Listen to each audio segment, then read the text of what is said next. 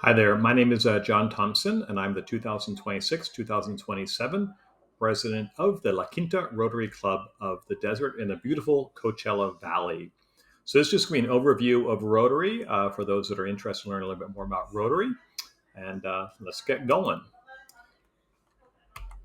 So where did Rotary, come from, and kind of what's the big picture here? So Rotary, you've probably heard of it, maybe you don't know a lot about it. Rotary is a really global network of over 1.2 million members of action, we are called. There's 45,000 Rotary and Rotaract clubs, which I will mention what those are in a moment, around the world. Right. So members work in their own communities. They partner internationally. Collectively, we all come together to work on challenges that really matter the most, developing leadership skills, gaining a sense of accomplishment, and of course, forming lifelong relationships and friendships along the way. It was founded back in 1905 in Chicago, Illinois. And as pointed out there on the graphic, there are over 200 countries and geographic areas that have Rotary clubs.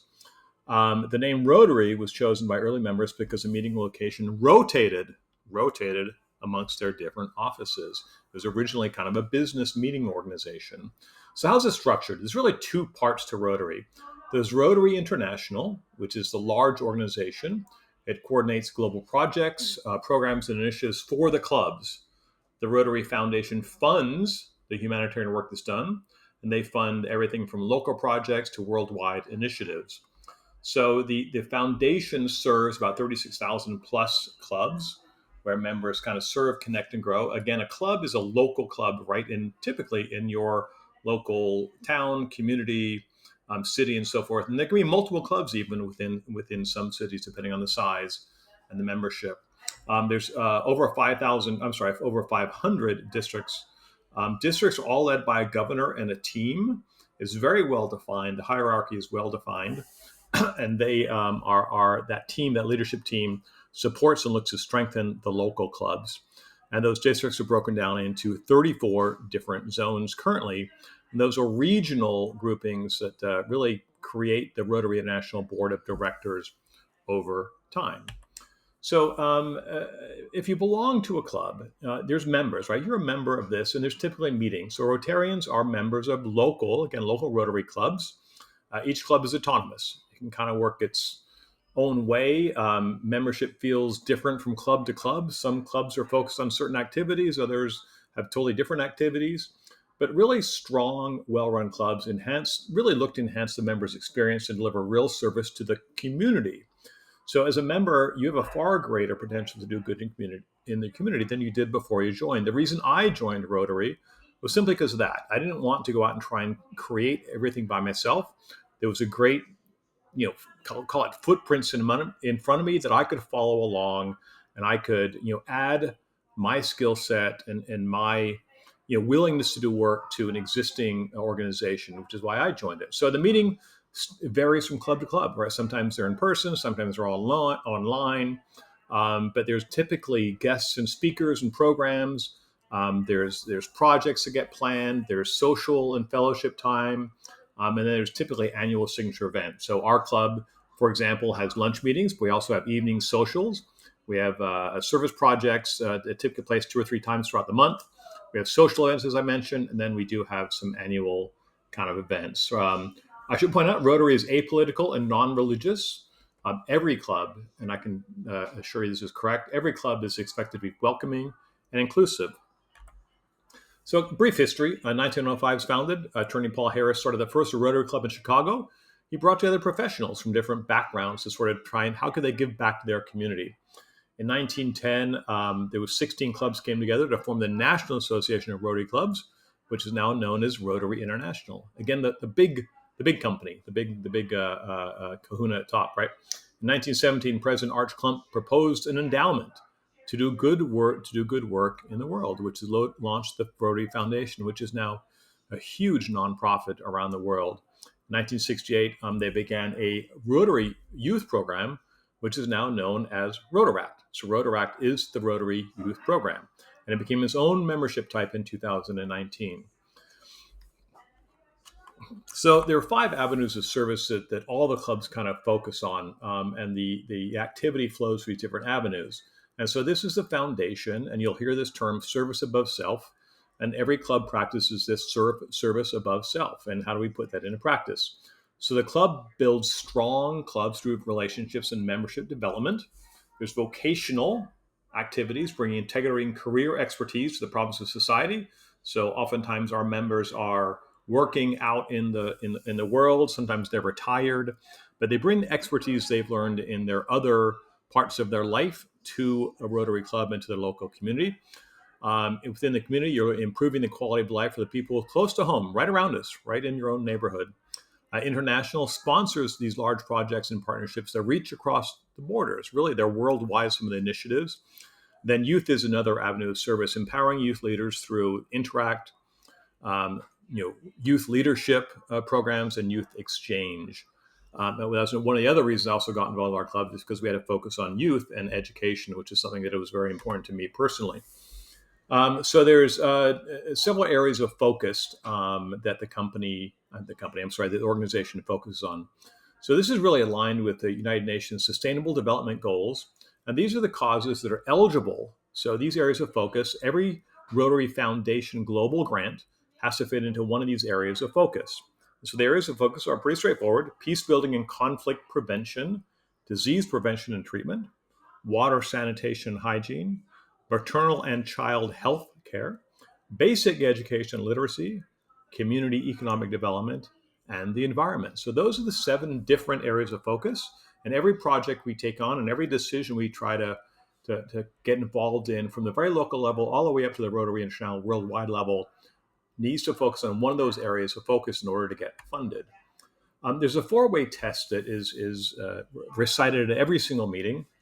And this is the 4-way test. And this was developed going all the way back to 1932. So of all the things that we think, say, or do, number 1, is it the truth? Number 2, is it fair to all concerned?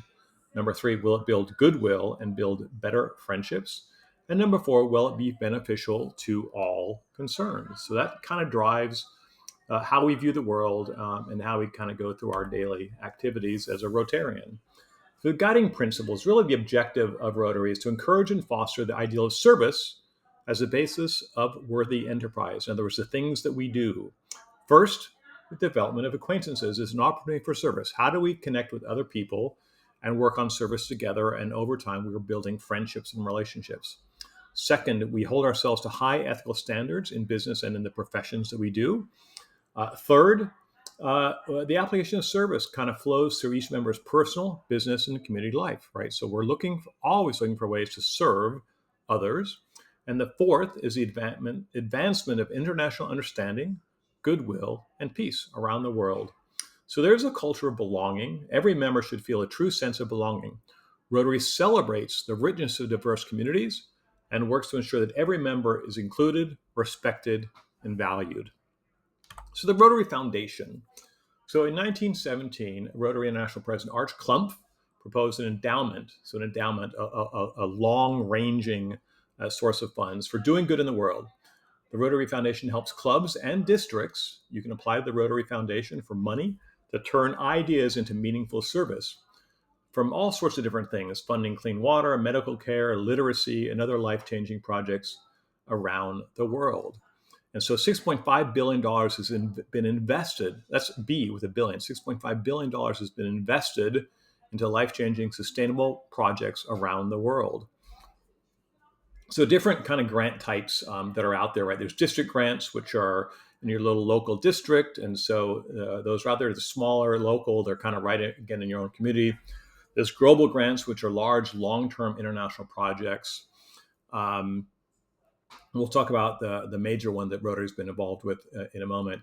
Disaster response grants. You'll find that around the world, we tend to think of these organizations show up first to worldwide disasters. I can tell you that Rotary is on the ground in every disaster around the world very early on, there to provide support and community and so forth.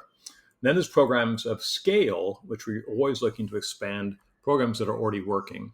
And one of those, which is one of the biggest achievements that Rotary has been involved with for many, many years, decades, is eradicating polio worldwide. So this was an initiative that started since 1985. All Rotary members around the world have mobilized communities, their governments, and partner organizations to rid the world of a disease that especially threatens children. So members have raised funds, advocate for support, and help deliver vaccines directly.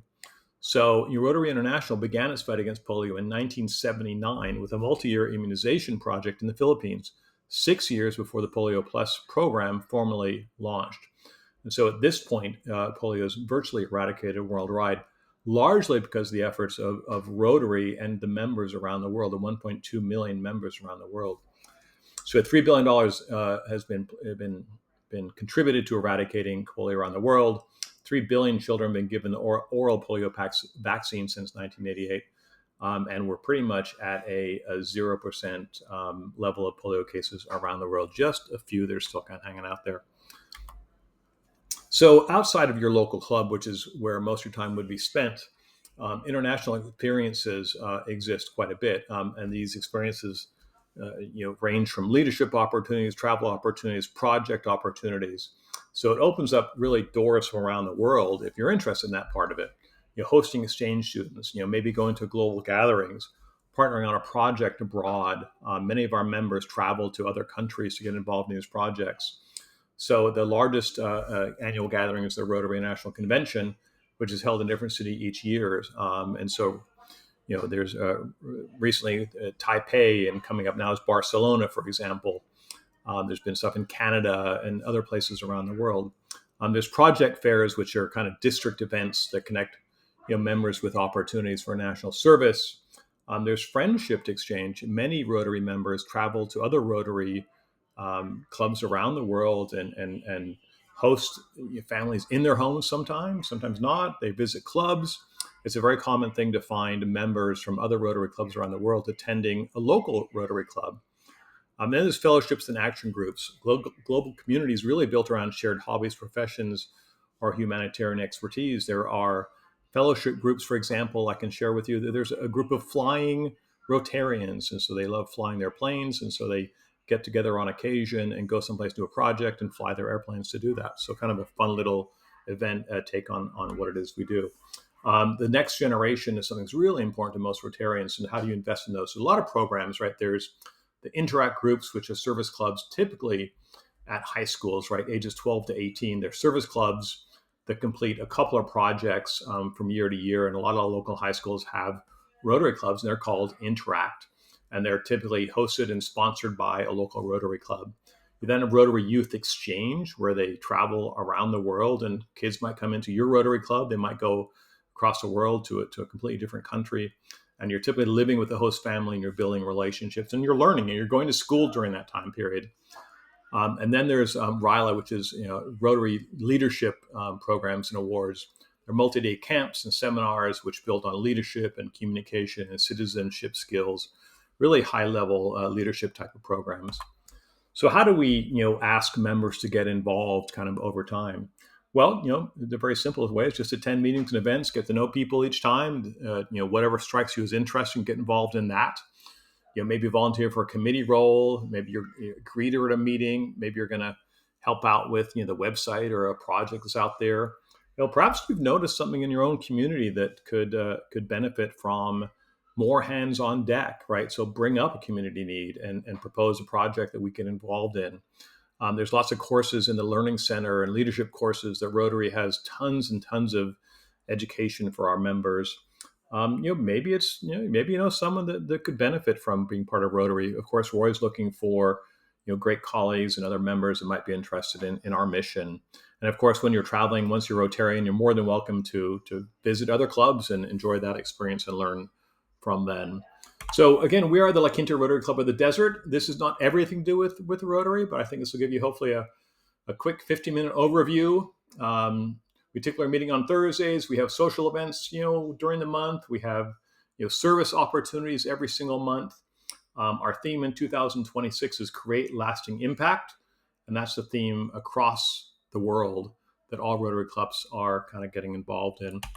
A couple of quick, our local things we do. We're involved with the Coachella Valley Rescue Mission, doing meal prep and some other activities here, helping raise money and so forth for those. They focus on homeless and abused families and children. We get involved with preparing high school students for their entrance out in the world through mock interviews and practice interviews, those sorts of things. Read Across America is where we're teaching literacy and donating books to local elementary schools. And then you've seen those Salvation, Santa Claus is ringing the bells out there. We've gotten involved with them and we help support that organization. And we get out there and just multiply their numbers and do more great work for that organization around there. So I'd like to have you join us anytime, right? So there's our website, La Quinta Rotary Club of the Desert.org. Our meeting schedules might change. We'd love to see you. If you want to come to a meeting, just reach out through the website or to myself personally. And we'd love to see you at a meeting coming up. And of course, as a reminder, just check out the website and we hope to see you soon. Thanks very much for paying attention.